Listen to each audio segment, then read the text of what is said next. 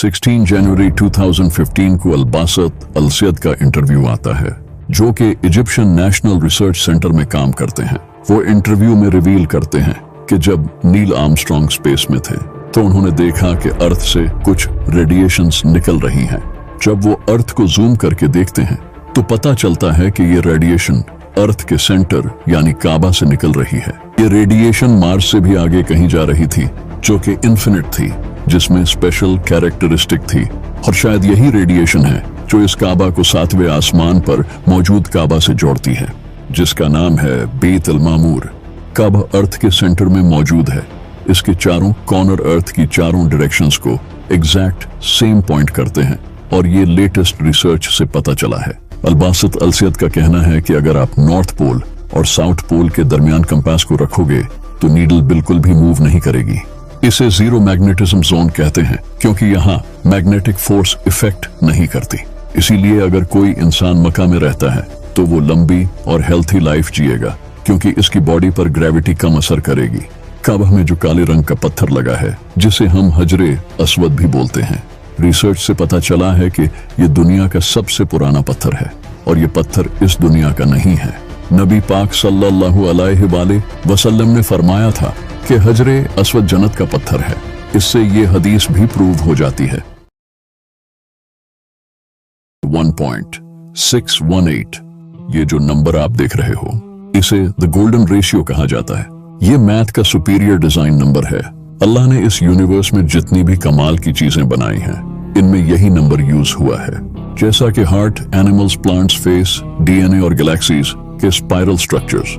ये नंबर इतना यूनिक है कि इस नंबर को इंसानों ने भी कई चीजों की बनावट में यूज किया है, जैसा कि इजिप्ट के पिरामिड्स, जिसे देखकर आज तक इंसान हैरान है कि इसे आखिर बनाया कैसे, जबकि आज के दौर में इतनी टेक्नोलॉजी होने के बाद भी इन्हें बनाना इम्पॉसिबल है। कई पेंटर, इंजीनियर्स और आर्किटेक्चर्स ने अपने आर्ट में इस नंबर को यूज किया है, जैसा कि हिस्ट्री के बड़े ही famous genius Leonardo da Vinci ने अपनी पेंटिंग मोनालिसा की बनावट में इसी रेशियो का यूज किया है। मोनालिसा आज दुनिया की महंगी तरीन पेंटिंग्स में से एक पेंटिंग है, यानी कि अगर किसी भी डिजाइन को इस रेशियो के मुताबिक बनाया जाए तो वो परफेक्ट डिजाइन बनेगा। केपलर जैसे फेमस एस्ट्रोनॉमर ने तो इस नंबर को ग्रेट ट्रेजरी कहा है। लेकिन आखिर इस दुनिया में वो कौन सी जगह है जहां ये नंबर अप्लाई होता है? मक्का, वही शहर जहां काबा है। मक्का और नॉर्थ पोल के दरमियान का डिस्टेंस है 7631.68 किलोमीटर्स और मक्का से साउथ पोल के दरमियान का डिस्टेंस है 12,338.32 किलोमीटर्स, जिसका प्रोपोर्शन बनता है 1.618, दी गोल्डन रेशियो। इतना ही नहीं, साउथ पोल और मक्का दोनों पोल्स के दरमियान के डिस्टेंस का प्रोपोर्शन भी 1.618 बनता है। अगर लैटिट्यूड और लॉन्जिट्यूड मैप से भी देखें तो मक्का की सोल्स्टाइस लाइन से वेस्टर्न डिस्टेंस से ईस्टर्न डिस्टेंस का प्रोपोर्शन भी 1.618 ही बनता है। वेस्ट साइड से मक्का की सोल्स्टिस लाइन तक डिस्टेंस और इसी लैटिट्यूड पर दुनिया के पेरीमीटर का प्रोपोर्शन भी 1.618 बनता है। मक्का पूरी दुनिया में वाहिद ऐसी जगह है जिसकी लंबाई चौड़ाई में गोल्डन रेशियो बनता है।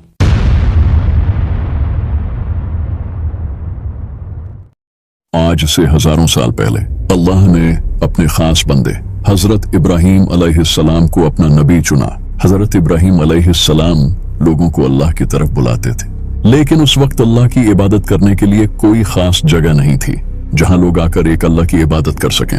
हजरत इब्राहीम अलैहिस्सलाम की ख्वाहिश थी कि काश कोई ऐसी जगह हो जहां लोग आकर अल्लाह को याद कर सकें। तो अल्लाह ने अपने दोस्त हजरत इब्राहीम अलैहिस्सलाम की इस ख्वाहिश को पूरा किया और हजरत इब्राहीम को काबा बनाने का हुक्म दिया।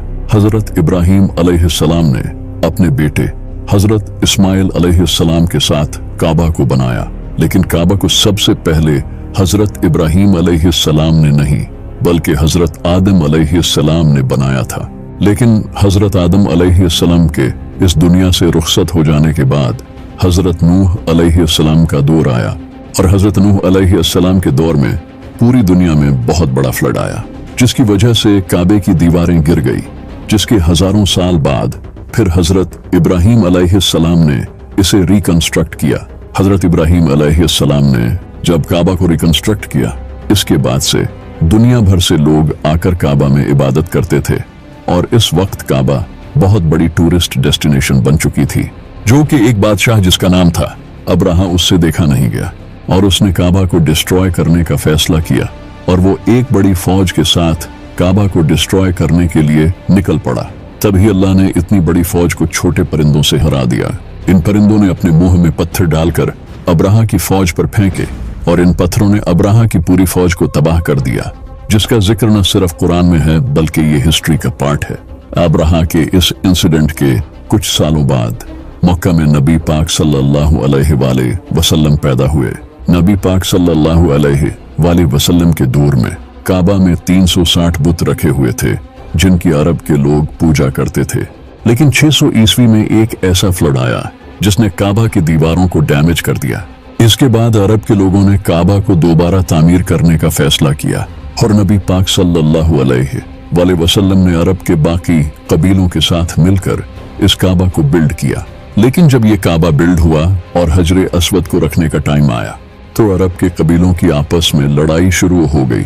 हर कबीला ये चाहता था कि ये नेक काम वो खुद करे, जिसे देखकर अबू उमैया बिन मुगीरा ने कहा कि कल सुबह जो इंसान काबा में पहले एंटर होगा वही ये काम करेगा। अगले ही दिन जब लोगों ने देखा तो नबी पाक सल्लल्लाहु अलैहि वसल्लम वहां पहले से मौजूद थे। फिर नबी पाक सल्लल्लाहु अलैहि वसल्लम ने अरब के बाकी कबीलों को भी अपने साथ मिलाया और इस मुकद्दस पत्थर को काबा में रखा। इसके कुछ टाइम बाद नबी पाक सल्लल्लाहु अलैहि वसल्लम को नबूवत मिली और लोग मुसलमान होते गए। लेकिन इस वक्त तक लोग काबा की तरफ नहीं बल्कि मस्जिद अक्सा की तरफ मुंह करके नमाज पढ़ते थे। फिर एक दिन नबी सल्लल्लाहु अलैहि वसल्लम पर वही आई और इसके बाद से नबी पाक सल्लल्लाहु अलैहि वसल्लम ने काबा की तरफ मुंह करके नमाज पढ़ी। नबी पाक सल्लल्लाहु अलैहि वसल्लम जब मक्का में थे तो उस वक्त मक्का के सारे लोग आपके दुश्मन बन चुके थे।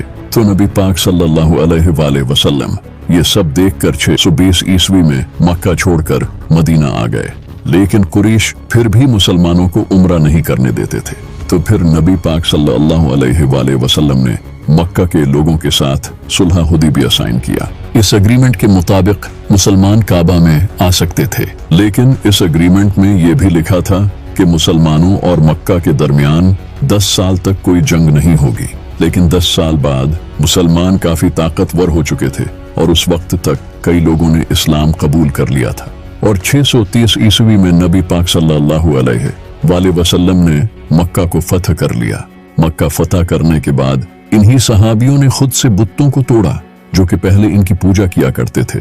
इसके बाद 683 ईस्वी में मेरे मौला अली अलैहिस्सलाम की वफात के बाद अब्दुल्ला इब्न जुबैर और खिलाफत उमैया के दरमियान जंग हुई।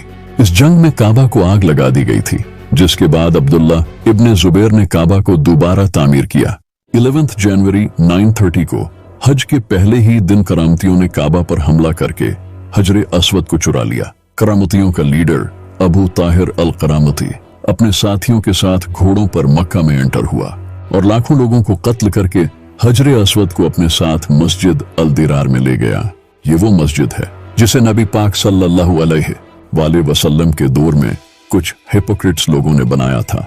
नबी पाक सल्लल्लाहु अलैहि वसल्लम ने ऑर्डर देकर इसे तोड़ दिया था। ये लोग इस मस्जिद को बनाकर इस्लाम में यूनिटी खत्म करना चाहते थे। अबू ताहिर भी यही चाहता था कि लोग काबा को छोड़कर मस्जिद अल दिरार में हज करने आए। अल्लाह ने इसे बड़ी ही दर्दनाक मौत दी। इसके जिस्म को कीड़ों ने खाया। फिर इसके 30 साल बाद जब अब्बासी की हुकूमत आई तो इन्होंने काफी पैसा खर्च करके हजरे अस्वद को वापस से इकट्ठा करके काबा में लगा दिया।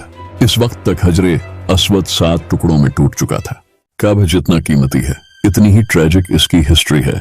नबी पाक सल्लल्लाहु अलैहि वसल्लम एक दिन काबा का तवाफ कर रहे थे और साथ फरमा रहे थे, तुम कितने पाक हो और तुम्हारी खुशबू कितनी पाक है, तू कितना अजीम है और तेरी हुर्मत कितनी अजीम है।